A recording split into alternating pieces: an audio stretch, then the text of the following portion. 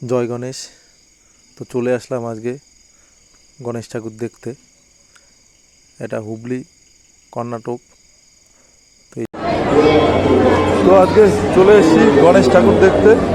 তো আজকে সঙ্গে আর কেউ নেই, দেখতে পাচ্ছ সঙ্গে গণেশ বাবাজি আছে, আমি আর আজকে আর কেউ নেই।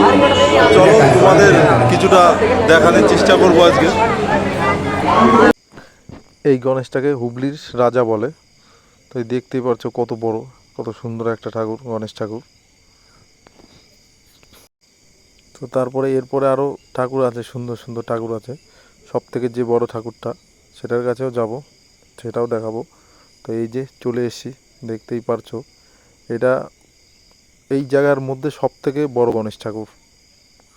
কত বড় একটা দেখো গণেশ ঠাকুর। জয় গণেশ। তো সবাই দেখতে থাকো, আশা করি সবারই ভালো লাগবে।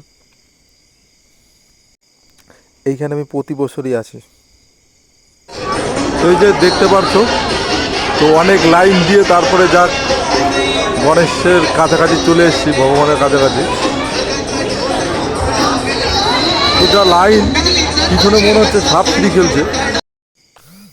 তো দেখো শুধু লাইনটা দেখো, মানে পিছনটা এমনভাবে করেছে, মানে লাইন দিয়ে আসতে গেলে খুব টাইম লাগে।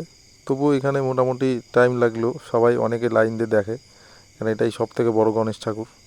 তো দেখতে তো হবেই। তো একা একা ঠাকুর দেখতে এসে মজাই একটা আলাদা। যদি কেউ একা একা ঠাকুর দেখে তাহলে সেই বুঝতে পারবে যে একা একা ঠাকুর দেখাটা কতটা মজা। তো আজকে আমার সঙ্গে আমার শালাবাবু নেই, কেউই নেই, আমি একাই আছি। তো এখন আরও কয়েকটা ঠাকুর দেখবো, তারপরে যাব। তো তবু আসা লেট হয়ে গেল। এইখানে মোটামুটি ধরো 4টা থেকে সবাই ঠাকুর দেখা চালু হয়ে গেছে।